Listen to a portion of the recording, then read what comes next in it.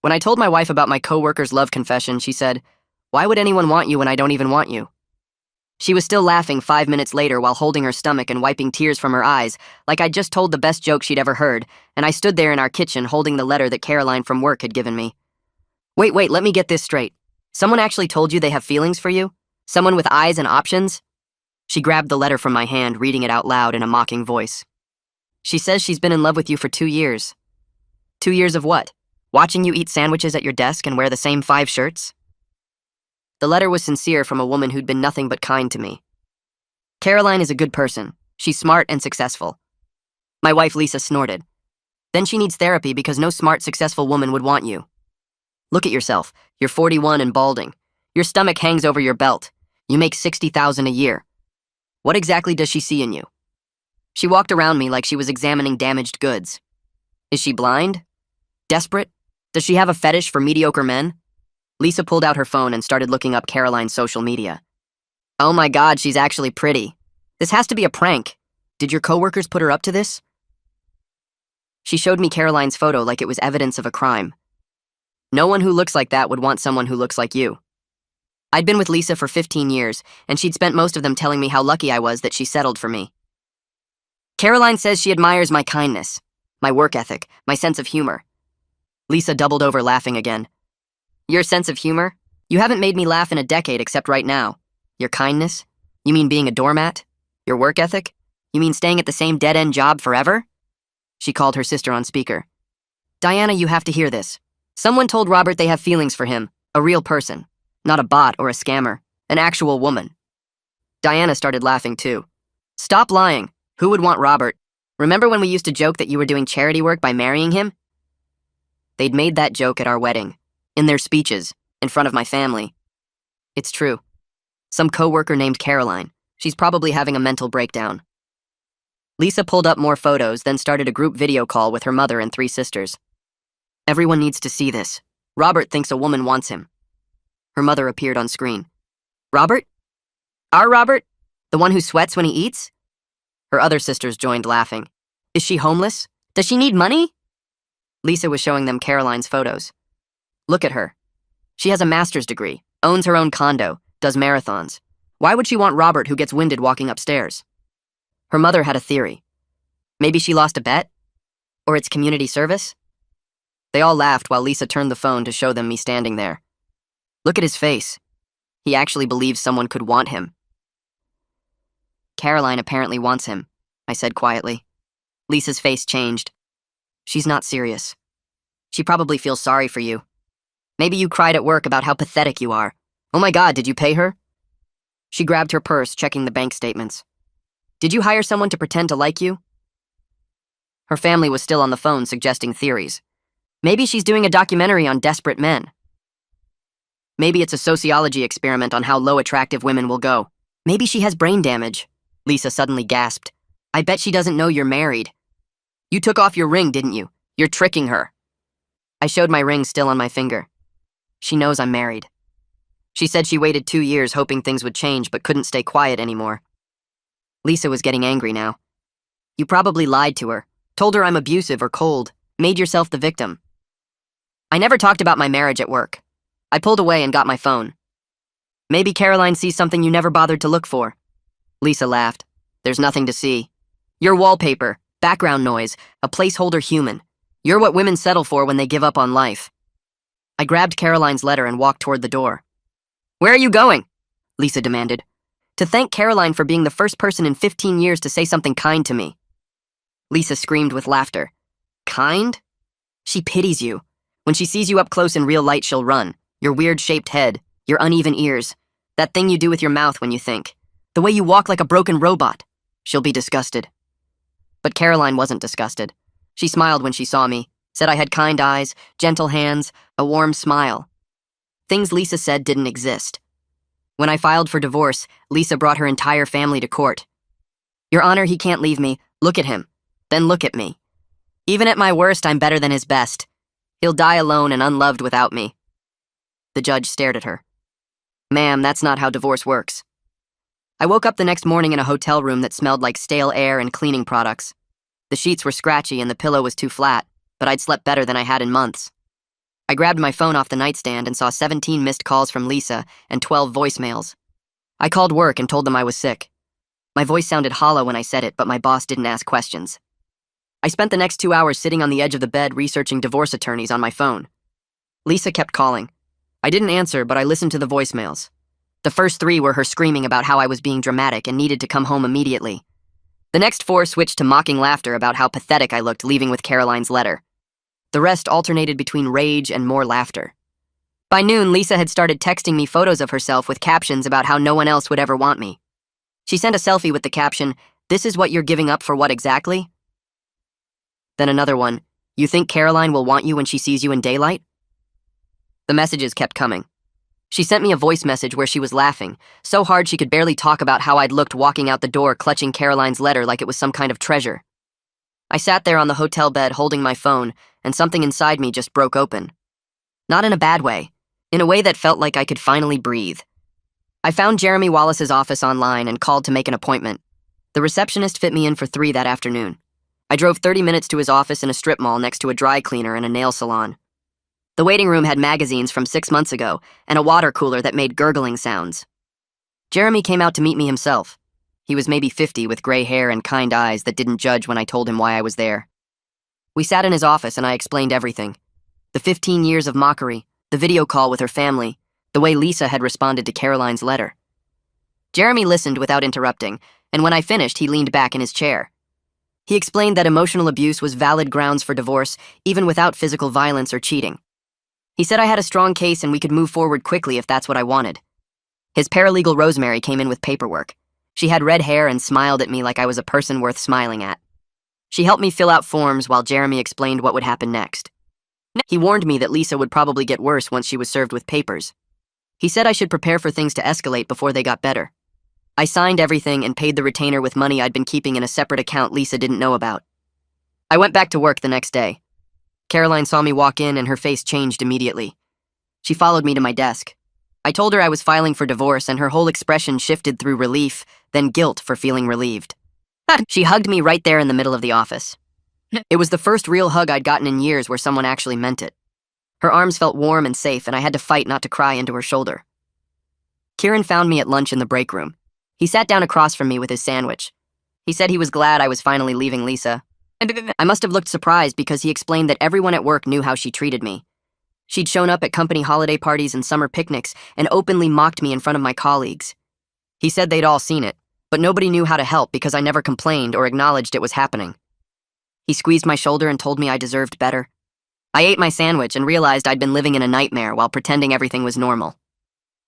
3 days later, Lisa got served with divorce papers at her workplace. I know because within an hour my phone was ringing with her screaming on the other end. She said I was humiliating her. Everyone at her job was asking questions.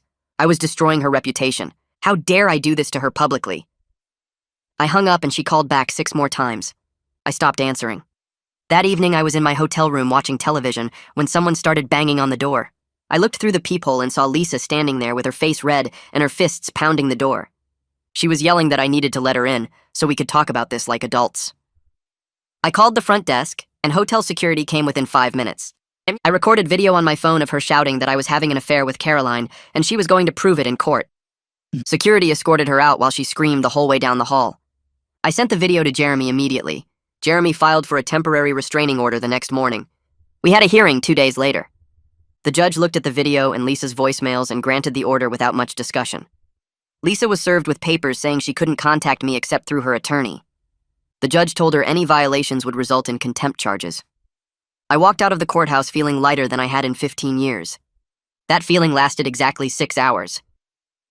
Diana called my phone that evening. I answered because the restraining order only covered Lisa. Diana's voice was syrupy sweet. She said Lisa was devastated.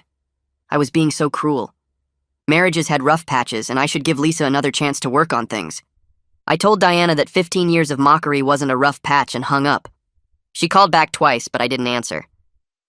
The next morning, I scheduled a meeting with Skylar from HR. Her office was on the 3rd floor in a corner with windows that looked out over the parking lot. She motioned for me to sit down and close the door behind us. I explained that I was documenting things for my divorce and needed to know if the company had any records of Lisa's behavior at work events. Skylar leaned back in her chair and let out a long breath. She admitted they'd been worried about me for years, but didn't know how to address it since Lisa was my spouse and I never said anything. She pulled up files on her computer showing dates of company picnics, holiday parties, and team building events where Lisa had attended as my +1. At the summer picnic 2 years ago, Lisa had loudly commented that I looked pregnant in my polo shirt while standing near the food tables where at least a dozen coworkers could hear. At the holiday party last December, she'd introduced herself to the new hires by saying she was married to the office furniture because I blended into the walls so well. Skylar had written up notes about both incidents but couldn't take action because I never filed a complaint. She asked if I was okay, and I realized I didn't know how to answer that question anymore. I thanked her and left with printed copies of her documentation tucked into a folder. That afternoon, Caroline texted asking if I wanted to grab coffee after work. We met at a place 2 blocks from the office with exposed brick walls and mismatched furniture. She ordered a latte, and I got black coffee because that's what I always got. We sat at a small table near the window, and she looked nervous, fidgeting with her cup. She said she was sorry for causing problems in my marriage, and I should have kept my feelings to myself. I stopped her before she could finish. I explained that she didn't cause anything because the problems existed for 15 years before she ever handed me that letter. She just helped me see clearly what had been wrong the whole time. Caroline's eyes got wet, and she reached across the table to squeeze my hand. She said Lisa was cruel, and I deserved someone who saw my value. We talked for over an hour about everything except my divorce. She told me about her marathon training and how she was trying to qualify for Boston. She mentioned her parents lived in Florida, and she visited them twice a year. I realized I'd worked with her for 2 years and knew almost nothing about her life because I'd been too buried in my own misery to ask. When we left the coffee shop, the sun was setting and the streetlights were coming on. 3 days later, Jeremy called to tell me Lisa had hired an attorney. Her name was Delilah Caruso, and she had a reputation for nasty tactics in divorce cases. Jeremy sent me copies of the motions Delilah had filed that morning. The papers claimed I abandoned the marriage without cause, that I was having an affair with a coworker, and that I owed Lisa all her legal fees plus temporary spousal support while the divorce was pending. The motion demanded $3,000 a month in support based on Lisa's claim that she'd become accustomed to a certain lifestyle during our marriage. I read through the papers twice, feeling my stomach turn. Everything in the filing was twisted to make me look like the villain. It said I left without warning, that I refused to communicate or work on the marriage, that I was cruel and vindictive. There was no mention of 15 years of mockery or emotional abuse. And Jeremy scheduled a call for that evening to go over our response strategy. When I talked to Jeremy that night, he sounded completely calm. He explained that Lisa's claims were baseless since I left due to her abuse, and we had no children or significant shared assets. The house was in both our names, but we only had about $30,000 in equity after 15 years because Lisa spent money as fast as I earned it. She bought clothes she never wore, kitchen gadgets she never used, and insisted on eating out 4 times a week at restaurants we couldn't really afford. Jeremy said Delilah was trying to intimidate me into a bad settlement by filing aggressive motions right away. He'd seen this tactic before, and it rarely worked once we got in front of a judge with actual evidence. He asked if I was okay, and I told him I was tired but holding up. He said to get some rest because the next few months would be difficult, but we had a strong case. The following week, I had my first appointment with Mia, the therapist who specialized in emotional abuse recovery. Her office was in a converted house with a waiting room that had soft lighting and comfortable chairs. She came out to get me at exactly 3 o'clock and led me back to her office. The room had bookshelves covering one wall, a couch, and 2 chairs facing each other. She asked me to tell her what brought me in, and I started explaining about the divorce. The words came out slowly at first, and then faster as I described 15 years of constant mockery and belittling. I told her about Lisa's family laughing at me on video calls, about being called wallpaper and background noise, about being told no one would ever want me. And saying it all out loud made it real in a way I'd been avoiding. My voice cracked when I got to the part about Caroline's letter and Lisa's response. Mia listened without interrupting, and when I finished, she said she was glad I came in because what I described was serious emotional abuse. The session lasted 50 minutes, and when I left, I felt exhausted like I'd run a marathon. At my second session with Mia the next week, she helped me understand that Lisa's behavior fit clear patterns of emotional abuse and something called gaslighting. She explained that abusers often make their targets doubt their own perception of reality by denying things happened or claiming the target is too sensitive. Lisa's family enabling her mockery created a system where I was always the target and never allowed to be right. If I objected to being insulted, they'd say I couldn't take a joke. If I got upset, they'd say I was being dramatic. Mia said this kind of systematic undermining destroys a person's sense of self-worth over time. She asked if I'd always been quiet and unsure of myself, and I realized I hadn't been before I met Lisa. In college, I'd been confident enough to ask Lisa out in the first place. Somewhere over 15 years, I'd become the person she said I was. 2 days after that session, my mom called to tell me that Lisa's mother had contacted her. Lisa's mom spent 20 minutes trying to convince my mom to talk me into dropping the divorce. She said Lisa was devastated and marriages required work, and I was giving up too easily. My mom, who never liked Lisa from the beginning, told her that Lisa treated me terribly for 15 years, and she was glad I was finally standing up for myself. Lisa's mom got angry and said my mom clearly didn't know the whole story. My mom responded that she knew exactly what she'd witnessed at family gatherings where Lisa mocked me in front of everyone. The call ended badly with Lisa's mom hanging up. My mom called me immediately after to make sure I was okay and to tell me she supported my decision completely. It was the first time in years she'd said she was proud of me. The restraining order hearing happened 2 weeks after I first filed. I got to the courthouse 30 minutes early and met Jeremy in the hallway outside the courtroom. He went over what would happen and reminded me to stay calm no matter what Lisa or her attorney said. When we walked into the courtroom, Lisa was already there with her entire family sitting behind her. Her mother, Diana, and her other 2 sisters all turned to glare at me like I was the villain in this situation.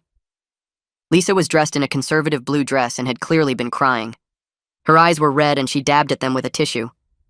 Delilah sat next to her in an expensive suit, looking through papers. The bailiff called the case and we all stood while the judge entered. Delilah went first and argued that I was making too much out of normal marital disagreements. She said the hotel incident was just Lisa being upset about sudden abandonment and trying to talk to her husband. She claimed the voicemail messages showed a concerned wife trying to reach her spouse during a crisis. Delilah painted me as someone having a midlife crisis who was blowing up a marriage over minor issues. She suggested the restraining order was unnecessary and vindictive. Jeremy stood up when it was his turn and presented the video footage I'd recorded of Lisa banging on my hotel room door. The judge watched it with no expression while Lisa screamed on camera that I was having an affair and she was going to prove it. Jeremy played 3 of the most unhinged voicemail messages where Lisa called me pathetic, worthless, and said no one would ever want me. The courtroom was completely silent except for Lisa's voice coming from the speaker. The judge looked at Lisa for a long moment and then announced he was extending the restraining order for 6 months. He warned Lisa that any further violations would result in contempt charges and possible jail time. He said the video evidence clearly showed harassment and the voicemail messages demonstrated a pattern of abusive behavior. Lisa's face went bright red, and she started to stand up, but Diana grabbed her arm and physically pulled her back down into her seat. The judge dismissed the hearing and left through the door behind the bench. Jeremy gathered his papers and told me quietly that went as well as we could have hoped. Delilah rushed out of the courtroom without looking at us, while Lisa's family clustered around her near the door. I could feel them staring as Jeremy and I walked past, but I kept my eyes forward and didn't look back. I moved into the apartment 3 days after the restraining order hearing. The place was small and came furnished with basic stuff that looked like it came from a discount furniture store. Beige couch, brown coffee table, a bed that squeaked when I sat on it. But it was quiet, and nobody was there telling me I was worthless, so I slept better that first night than I had in months. The silence felt strange after 15 years of Lisa's voice in my head, pointing out everything wrong with me. I woke up the next morning and made coffee in the tiny kitchen without anyone commenting on how I held the mug wrong or breathed too loud while drinking. Caroline texted me that weekend asking if I needed help getting settled. We met at a home goods store, and she walked with me through the aisles pointing out things I'd need. Dish soap, paper towels, a decent set of pots and pans because the apartment only had 1 scratched frying pan. She kept the conversation light and friendly, never once mentioning the divorce or Lisa or anything heavy. Just normal talk about whether I preferred cotton or microfiber towels and if I wanted plates that could go in the dishwave or microwave. When we loaded everything into my car, she gave me a quick hug and said she was glad I had my own space now. No pressure, no expectations, just kindness that still felt foreign after so many years of the opposite. I was checking my email Monday morning at work when Kieran stopped by my desk looking uncomfortable. He showed me his phone with a Facebook post Lisa had written. She'd posted a long story about how I abandoned her after 15 years for a younger woman at work, how she gave me the best years of her life, and I threw it away for someone who didn't even care about me. The post had dozens of comments from her friends calling me every name you could think of. Cheater, scumbag, loser who couldn't appreciate what he had. Several people said Lisa deserved so much better than someone like me. I felt my face get hot reading the lies she was telling, making herself the victim when she'd spent years tearing me down. Kieran squeezed my shoulder and said not to respond, that everyone who knew us could see through it. I forwarded screenshots of the post to Jeremy that afternoon. He called me back within an hour and told me to document everything but don't engage publicly. He said Lisa was trying to get me angry enough to post something stupid that would make me look bad in court. Her whole strategy was provocation, trying to make me react so she could point to my reaction as proof I was unstable or aggressive. Jeremy said judges see this kind of social media campaign all the time, and it usually backfires on the person doing it. He reminded me to keep my head down and let Lisa dig her own hole with her behavior. The discovery phase started 2 weeks later, and suddenly I was drowning in paperwork. I had to provide copies of every bank statement, credit card bill, and financial document from the past 3 years. Jeremy's office helped me organize everything, but it took hours to gather it all. Then Delilah filed a motion demanding access to my work email, claiming I must have evidence of an affair with Caroline hidden there. The motion used language about how I was clearly hiding something, and Lisa had a right to see proof of my relationship with the other woman.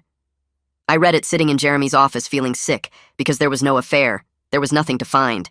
But Delilah was trying to make it sound like I was covering up some scandal. Jeremy filed an opposition to the email request, and we had a hearing about it 3 days later. The judge read through both motions with no expression on his face, while Delilah argued that I was being evasive and uncooperative. Jeremy stood up and pointed out that Lisa had provided zero actual evidence of infidelity, just speculation and accusations. He said this was a fishing trip where Delilah hoped to find something embarrassing in my work correspondence, even though it had nothing to do with the marriage. The judge agreed and denied the motion, saying Lisa's attorney needed to provide some basis for her claims, beyond just wanting to look through my private communications. Delilah's face got tight and she gathered her papers quickly. Lisa stood up and walked out of the courtroom before the judge even finished speaking, her heels clicking loud on the floor. I found out through a mutual friend from college that Lisa was telling people I'd been violent with her during our marriage. The friend called me sounding worried and asked if everything was okay, if I needed help, because Lisa had posted in an alumni group about surviving abuse.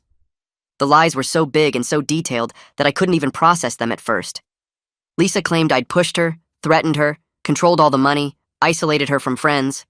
None of it was true, but she was out there rewriting 15 years of history to make herself look like the survivor and me look like the monster. Most people who actually knew us didn't believe her, but it still hurt knowing she was spreading that poison around. Mia and I spent the next therapy session talking about the damage from all those years of Lisa's constant mockery. I'd started believing what Lisa said about me being worthless and unlovable. Started thinking maybe I really was all the things she called me, that maybe no decent person would want someone like me. That's why Caroline's kindness felt so shocking at first, because I'd accepted Lisa's version of reality where I didn't deserve basic respect. Mia helped me see how Lisa had worn me down bit by bit until I couldn't even recognize myself anymore. She said it would take time to rebuild what Lisa had torn down, but I was already making progress just by leaving and getting my own space. Jeremy called me on a Thursday afternoon and said Delilah had sent over a settlement proposal. Lisa wanted the house and $20,000 from me to walk away and sign the divorce papers. Jeremy said it was a terrible deal and we should absolutely not accept it. We had no kids, I'd been the main income earner, and Lisa had no grounds to demand that much. He thought if we pushed toward trial, the judge would see Lisa's behavior for what it was, and we'd end up with a much better outcome. I trusted Jeremy's advice, so I told him to reject the offer. I counter-offered through Jeremy, suggesting we sell the house, split whatever equity was left after paying off the mortgage, and each take our own belongings. Clean break with no payments between us. Lisa's response came back the next day, through Delilah saying my offer was insulting, and showed how little I valued Lisa's contributions to the marriage. Delilah wrote that Lisa deserved compensation for the embarrassment and pain I'd caused by abandoning her publicly. The letter made it sound like I owed Lisa money just for the crime of leaving, like she had a right to punish me financially for not staying in a marriage where she treated me like garbage. Jeremy read the response and said we were definitely going to trial because Lisa clearly had no interest in being reasonable. Thanksgiving week came, and I spent Tuesday evening at my apartment eating leftover pizza when Kieran called asking what my plans were for Thursday. I told him I was probably just going to order Chinese food and watch movies, which was the truth since I had nowhere else to go. He said that was unacceptable, and his wife insisted I come to their house for dinner with their family. I tried to say no because I didn't want to impose, but Kieran wouldn't take no for an answer and said they had plenty of food, and his kids were excited to meet the guy from work their dad talked about. Thursday afternoon, I showed up at Kieran's house with a store-bought pie, feeling awkward and out of place. His wife answered the door with a genuine smile and introduced herself as Melissa. Then their 2 kids ran up asking if I was Uncle Kieran's friend from work. The house smelled like turkey and stuffing, and there were family photos everywhere showing happy moments and vacations together. Melissa pulled me into the kitchen where Kieran was mashing potatoes, and he handed me a beer like it was the most natural thing in the world. Their kids showed me their toys and asked me questions about what I did at work with their dad, treating me like a normal person instead of someone to mock. During dinner, everyone talked and laughed and passed dishes around the table without anyone making cruel jokes or putting anyone down. Kieran's daughter told a story about her school play, and everyone listened and encouraged her instead of finding ways to criticize. His son spilled his milk, and Melissa just cleaned it up, saying accidents happen without making him feel terrible about it. I sat there eating turkey and watching this family interact with basic kindness and respect for each other, realizing this was what normal families did. Nobody mocked anyone's appearance or brought up past mistakes to humiliate them. Nobody called anyone worthless or made jokes at someone else's expense. They just enjoyed being together and treated each other like people they actually cared about. After dinner, Kieran and I cleaned up while Melissa got the kids ready for bed, and he asked how I was holding up with everything. I told him days like this made me see how wrong my marriage had been, that I'd forgotten families could actually be kind to each other. He said he was glad I came and that I was welcome anytime, that his door was always open if I needed somewhere to go. The following Monday, Jeremy's office called saying they'd received correspondence from Lisa's attorney. I drove over during my lunch break, and Rosemary handed me a letter that Delilah had sent on Lisa's behalf. The letter was 3 pages long and started by saying Lisa had done a lot of thinking over the past weeks. She wrote that she understood I was going through a difficult time and having what might be a midlife crisis or mental health episode. The letter said she was willing to forgive everything that had happened and take me back if I agreed to drop the divorce immediately. She claimed we could work through our problems together with counseling, and that she recognized both of us had made mistakes in the marriage. Lisa wrote that she missed me and wanted to save our 15 years together, that throwing away our history over one bad fight would be a mistake we'd both regret. The letter made it sound like she was being generous and understanding, like she was the reasonable one trying to fix things while I was having some kind of breakdown. There was no acknowledgement of the years of mockery and cruelty, no mention of how she'd treated me or what she'd said. Just this fake concern about my mental state and her willingness to forgive me for leaving. Jeremy read the letter and asked what I wanted to do. I told him there was absolutely no chance of reconciliation and to proceed with pushing for trial. He looked relieved and admitted he'd been worried I might cave under Lisa's pressure and manipulation tactics. He said letters like this were common in divorce cases where one party realized they were losing control and tried to present themselves as the reasonable one. Jeremy explained that Lisa's attorney probably advised her to make this offer so they could tell the judge Lisa tried to save the marriage, and I refused. It was all strategy and positioning, not genuine desire to work things out. Over the next few weeks, Caroline and I started having regular coffee meetups after work. We'd meet at a shop near the office and talk about everything except my divorce and her letter. She told me about growing up in Michigan with 3 brothers who taught her to be tough and stand up for herself. She talked about training for her next marathon and how running helped clear her head after stressful days. She showed me photos of her condo that she'd bought 2 years ago and decorated herself, proud of having her own space. Caroline talked about her parents who still lived in Michigan and how she visited them every few months, describing family dinners that sounded warm and normal like Kieran's Thanksgiving. She asked me about my hobbies and interests, and actually listened to my answers instead of finding ways to mock them. We talked about books we'd read and movies we'd seen and places we wanted to travel someday. I realized during these conversations how little I actually knew about having normal talks with someone who respected me. With Lisa, every conversation had been a minefield where anything I said could be twisted into ammunition against me. But Caroline asked questions because she was genuinely interested and shared things about herself without using them as weapons. She laughed at my jokes in a real way, not the mocking way Lisa had laughed at me. She noticed when I seemed stressed and asked if I was okay without making me feel weak for admitting things were hard. These simple coffee meetups became something I looked forward to because they reminded me that conversations didn't have to be battles. January came and depositions were scheduled at Delilah's office downtown. Jeremy prepared me for what to expect, saying Lisa's attorney would try to make me look unstable or like I was having a breakdown. We practiced answering hostile questions and staying calm under pressure. The morning of my deposition, I sat in a conference room across from Lisa while a court reporter set up her equipment. Delilah started asking questions about my mental health and when I'd started therapy. She asked if I was on any medications and if my therapist had diagnosed me with any conditions. Jeremy objected repeatedly, saying the questions were inappropriate and not relevant to the divorce. Delilah kept pushing, asking if I'd had suicidal thoughts or feelings of depression, phrasing everything to sound concerning and unstable. She asked about Caroline and whether I'd had an affair, trying to get me to admit to something that never happened.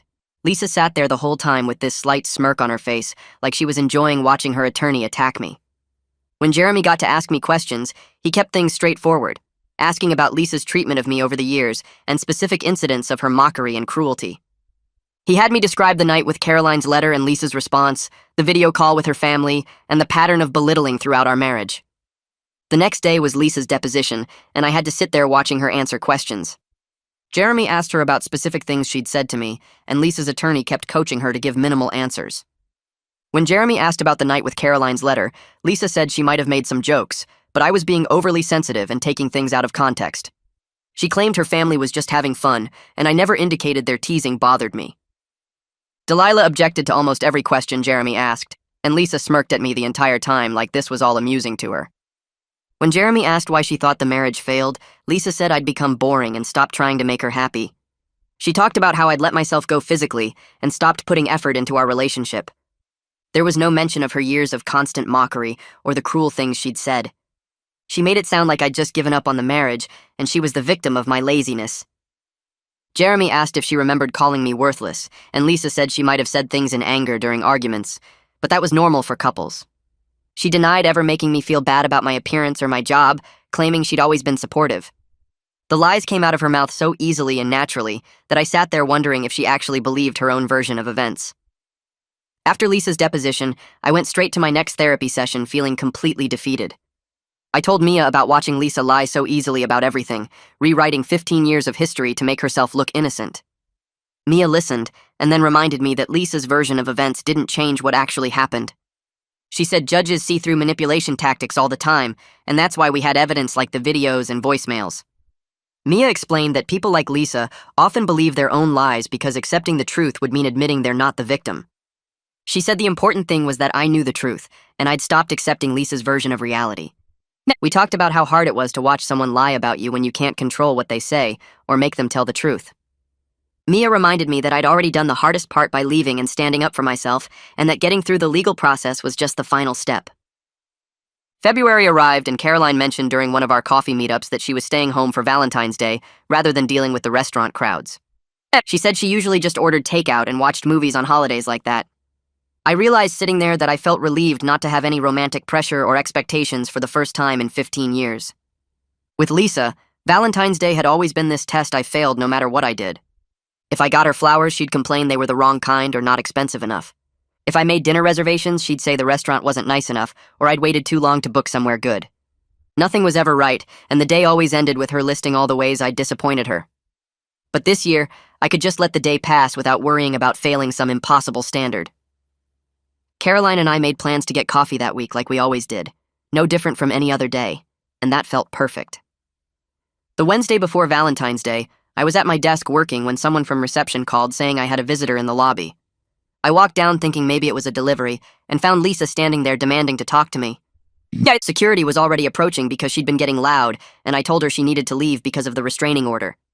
Lisa started yelling that the restraining order was ridiculous and she just wanted to talk to her husband. She said I was being dramatic and she had a right to see me. Security asked her to leave and she refused, saying she wasn't going anywhere until I listened to her. They had to physically escort her toward the door while she kept yelling that I was ruining her life and turning everyone against her. Skylar came down from HR and documented everything that happened, taking statements from security and me about the incident. She said she'd write up a formal report that we could provide to my attorney. I called Jeremy as soon as I got back to my desk, and he said he'd file an emergency motion with the court about the restraining order violation. He sounded angry on my behalf, saying Lisa clearly thought rules didn't apply to her and the judge needed to take stronger action. The contempt hearing happened 3 days later in a smaller courtroom with just the judge, Lisa, her attorney, Jeremy, and me.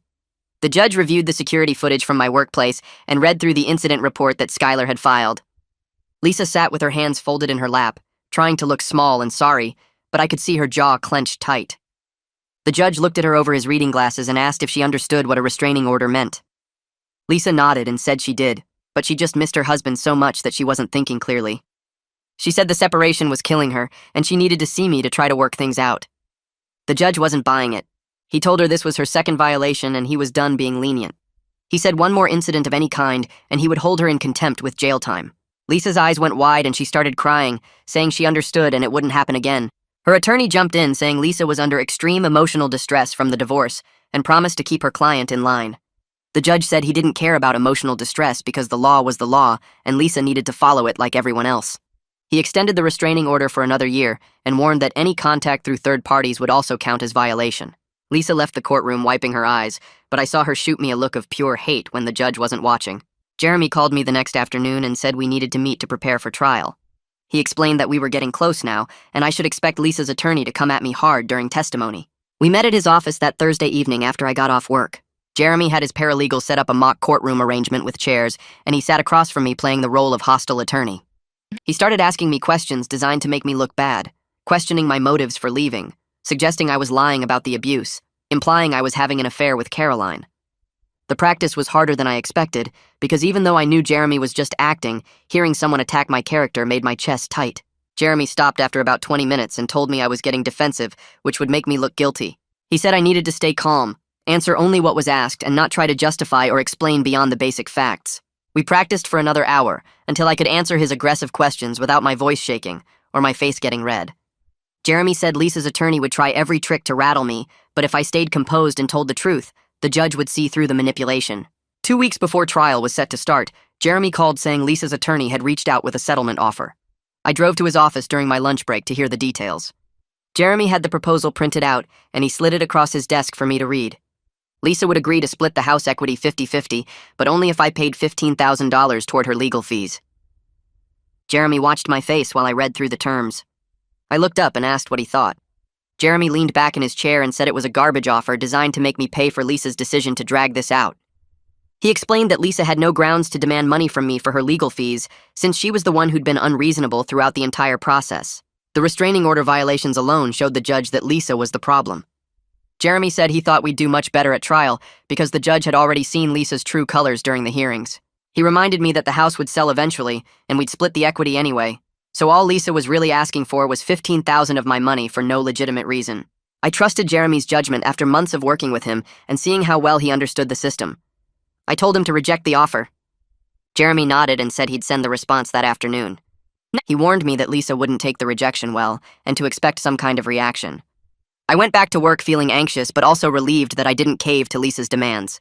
That evening, Jeremy forwarded me the response from Lisa's attorney. The email said I was making a huge mistake and would regret not taking the deal when I had the chance. It said Lisa was prepared to destroy me in court and expose what kind of person I really was.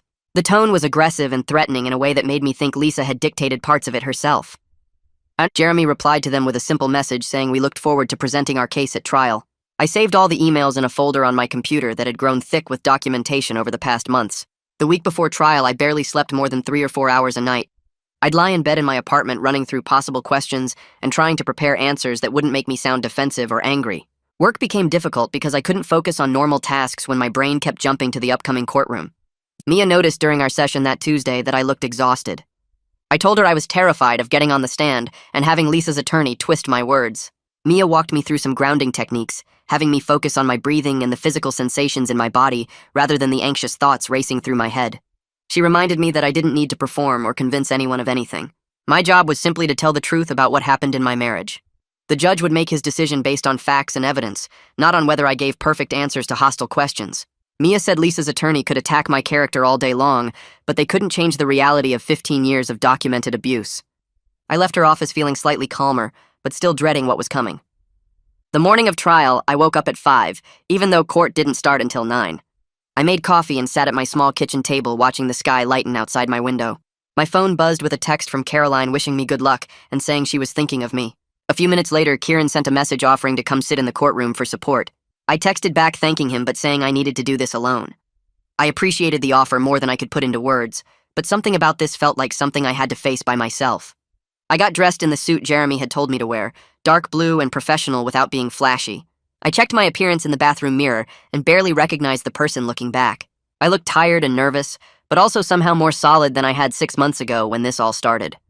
The courtroom was bigger than the ones we'd used for hearings, with rows of wooden benches and high ceilings that made every sound echo. Lisa sat at a table with her attorney looking polished and put together in a dark dress. Her family filled the first 2 rows behind her like a support squad. I sat next to Jeremy at our table and tried to keep my hands from shaking. The judge entered and everyone stood. Then we sat back down and the trial began. Lisa's attorney stood up and gave an opening statement painting me as a man going through a midlife crisis who abandoned his devoted wife for a younger coworker. She talked about how Lisa had supported me for 15 years through my mediocre career, how she'd built a home with me, how she was blindsided when I suddenly left without warning. The attorney made it sound like Lisa was the victim of my selfish breakdown and Caroline was a homewrecker who'd seduced me away from my marriage. I felt my face getting hot listening to the lies, but Jeremy had warned me this would happen. When it was his turn, Jeremy stood calmly and laid out the real timeline. He explained that I'd endured 15 years of constant mockery and emotional abuse from Lisa and her family. He described how Lisa had responded to Caroline's letter with cruelty and humiliation. He told the judge about Lisa's behavior after I filed for divorce, the restraining order violations, the harassment at my workplace. Jeremy's voice was steady and factual as he presented evidence of Lisa's abusive behavior through documentation, recordings, and witness statements. I was called to testify first and walked to the witness stand feeling like my legs might give out. After I was sworn in, Jeremy asked me to describe my marriage to Lisa. I started talking about the 15 years of constant mockery, the way she belittled everything about me from my appearance to my job to my personality. I explained how her family joined in the ridicule, how they'd made jokes at our wedding about her doing charity work by marrying me. Lisa's attorney objected several times, saying I was exaggerating normal marital teasing, but Jeremy kept bringing it back to specific incidents with dates and details. When Jeremy introduced the video recording of Lisa on speakerphone with her family laughing at me about Caroline's letter, the courtroom went quiet. You could hear Lisa's voice clearly mocking me, her mother and sisters joining in, all of them treating my pain like entertainment. Jeremy also played several of Lisa's unhinged voicemails from after I filed for divorce, her voice getting increasingly aggressive and cruel. Lisa's attorney tried to cross-examine me, suggesting I was too sensitive and couldn't take a joke. She implied I was having an affair with Caroline and using claims of abuse to justify my infidelity. I stayed calm like Jeremy had taught me, and simply answered the questions without getting defensive. I explained that Caroline and I were friends, that she'd never done anything inappropriate, and that I'd left because of Lisa's treatment of me, not because of anyone else. Lisa took the stand after lunch and her whole demeanor changed. She sat with her hands folded and spoke in a soft voice, nothing like the aggressive woman I'd lived with for 15 years. She claimed she'd always been supportive and loving, that her sense of humor had been misunderstood, that I was exaggerating normal jokes between spouses. She said she liked to tease me the way couples do, but never meant any harm by it. Lisa talked about how devoted she'd been, how she'd stood by me through my boring job and lack of ambition, how she'd tried to motivate me to be better. She started crying on the stand, saying she just wanted her husband back, that she missed me and wanted to work on our marriage. Her attorney asked if she'd ever intended to hurt me, and Lisa shook her head saying never, that she loved me and always had. Watching her perform was surreal because I knew the real Lisa, the one who'd spent 15 years destroying my self-worth piece by piece. But sitting there crying in her nice dress, she looked like a heartbroken wife whose husband had abandoned her for no reason. Jeremy stood up for cross-examination and walked slowly toward Lisa, who was still dabbing her eyes with a tissue. He asked her to describe the night I showed her Caroline's letter, and Lisa's face went blank for a second before she recovered. She said she'd been surprised and concerned that someone at my work might be causing problems in our marriage. Jeremy pulled out a folder and asked if she remembered calling her sister that night to discuss the letter. Lisa shifted in her seat and said she might have mentioned it to Diana because they talked about everything. Jeremy asked if she remembered what she said during that call, and Lisa claimed she couldn't recall specific words from months ago. He opened the folder and pulled out a transcript while asking the judge for permission to play an audio recording. Lisa's attorney objected, saying recordings made without consent weren't admissible, but Jeremy explained that I'd recorded the call on speakerphone in my own home, which was legal in our state. The judge allowed it, and Jeremy pressed play on his phone connected to the courtroom speakers. Lisa's voice filled the room loud and mocking as she read Caroline's letter in that cruel sing-song tone. Her laughter echoed through the courtroom, followed by Diana's voice, and then the whole family joining in to tear me apart. You could hear me in the background saying Caroline was a good person, and Lisa's response calling her delusional for wanting me. The recording played for 3 full minutes, capturing every cruel joke about my appearance, my job, my worth as a human being. When it ended, the courtroom was completely silent, and Lisa's face had gone pale. Jeremy asked if that refreshed her memory about the conversation, and Lisa stammered that she'd been joking, that couples tease each other. He asked if she thought calling me wallpaper and background noise was normal teasing between spouses. Lisa said I was too sensitive and couldn't take a joke.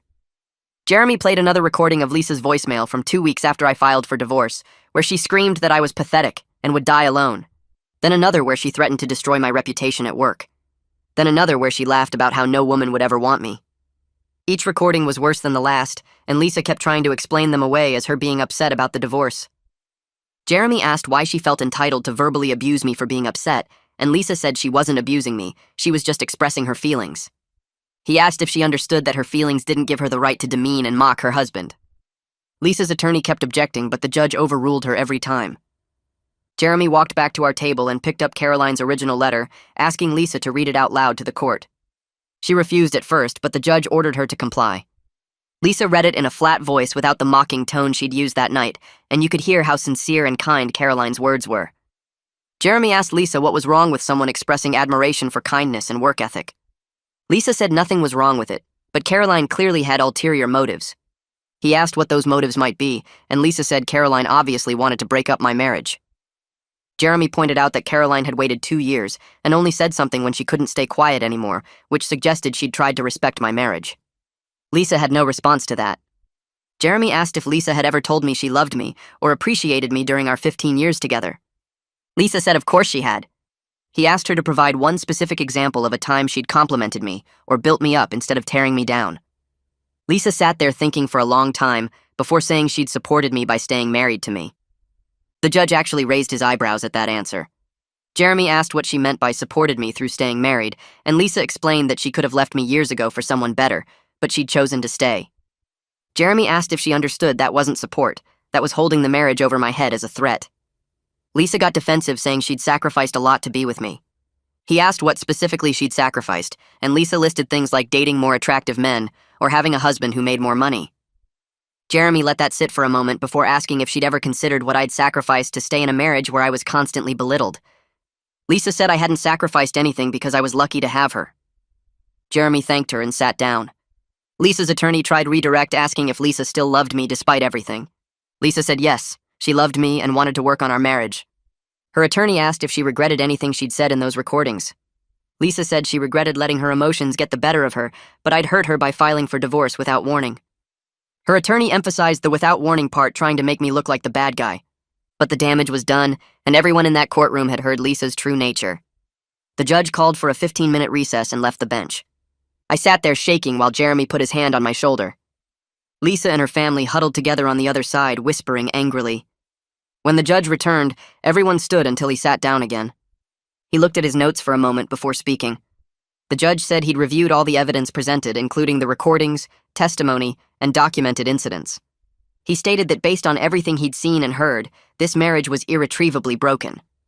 The judge granted the divorce effective immediately and ordered our house sold with proceeds split equally after paying off the mortgage. Lisa's face went white when he said that. He continued, saying that Lisa's request for me to pay her legal fees was denied, as she'd chosen to pursue an aggressive legal strategy that wasn't supported by facts. The spousal support request was also denied given the relatively short marriage, Lisa's ability to work, and lack of financial dependence. Lisa started to stand up, but Diana grabbed her arm, pulling her back down. The judge wasn't finished.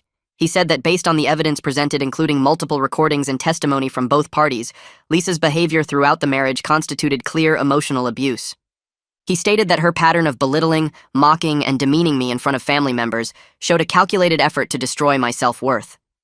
The judge added that her behavior after I filed for divorce, including the restraining order violations, demonstrated a continued pattern of harassment and abuse. He said he saw no grounds whatsoever for any of her financial demands, and frankly found her testimony about supporting me through staying married to be deeply troubling. The judge noted that marriage should be a partnership built on mutual respect and love, not one person holding the relationship hostage while systematically destroying the other person's dignity. Lisa's face had gone from white to bright red, and her hands were gripping the table. Diana was still holding her arm, probably to keep her from doing something stupid. The judge finished by saying the court would monitor the house sale process, and both parties were ordered to cooperate fully with the realtor. He banged his gavel, and it was over. Outside the courtroom, Jeremy shook my hand. He said the judge's statements about emotional abuse were significant because they'd be part of the official record. That kind of finding could matter if Lisa ever tried to claim I'd been the problem in the marriage. Jeremy said I should be proud of myself for standing up and telling the truth, even when it was hard. Lisa's attorney walked past us quickly without making eye contact. Lisa and her whole family stood in a cluster near the courtroom doors, shooting hateful looks in my direction. Diana said something to Lisa, who looked like she wanted to charge at me. Her mother put her hand on Lisa's other arm, and they all left together. Jeremy said to expect some angry messages, but to save everything and not respond. He reminded me about the restraining order still being in effect. I thanked him for everything he'd done, and he said he was glad he could help. Walking out of that courthouse felt strange. 15 years of my life were officially over. I'd expected to feel sad or scared, but mostly I just felt tired and relieved. The house went on the market 3 weeks later. Our realtor said the neighborhood was popular and she expected it to sell quickly.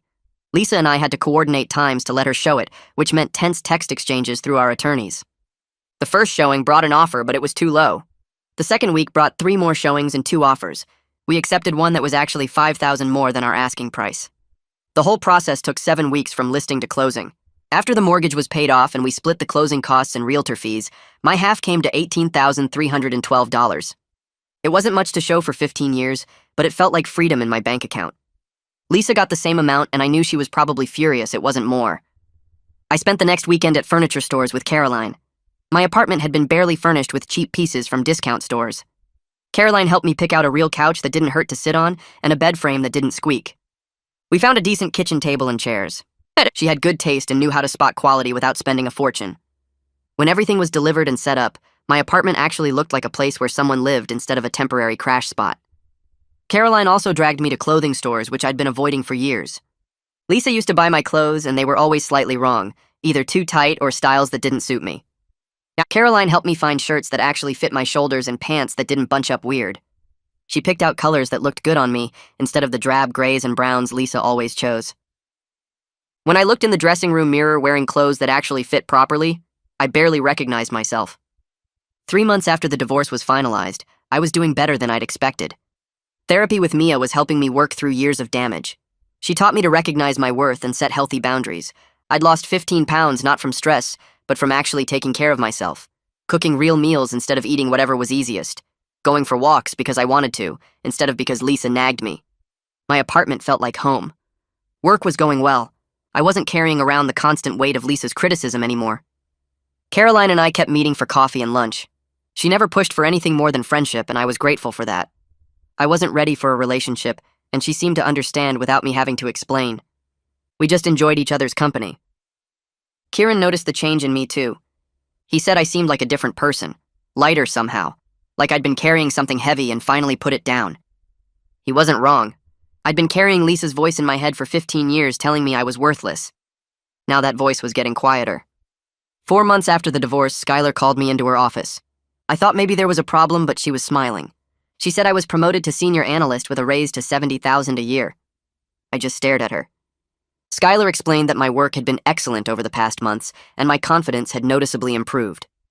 The department head had specifically mentioned me as a strong candidate for advancement.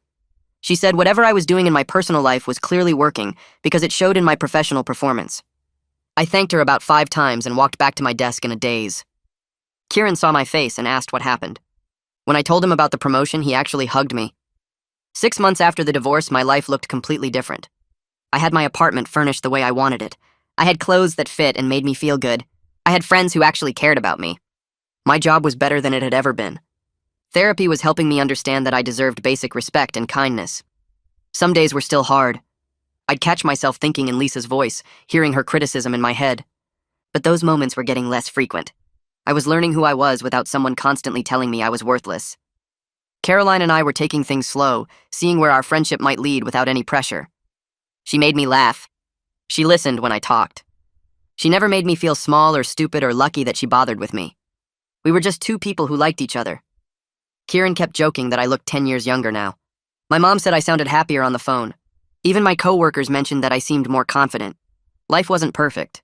I still had bad days where I doubted everything. I still had moments where I wondered if Lisa was right about me. But those moments passed faster now. I had proof that she was wrong. I had Caroline's friendship. I had Kieran's support. I had a promotion I'd earned. I had a therapist helping me heal. I had $18,000 in the bank and an apartment that was mine. I had freedom to figure out who I was and what I wanted. That was something I never thought I'd be able to say. Life was honestly good.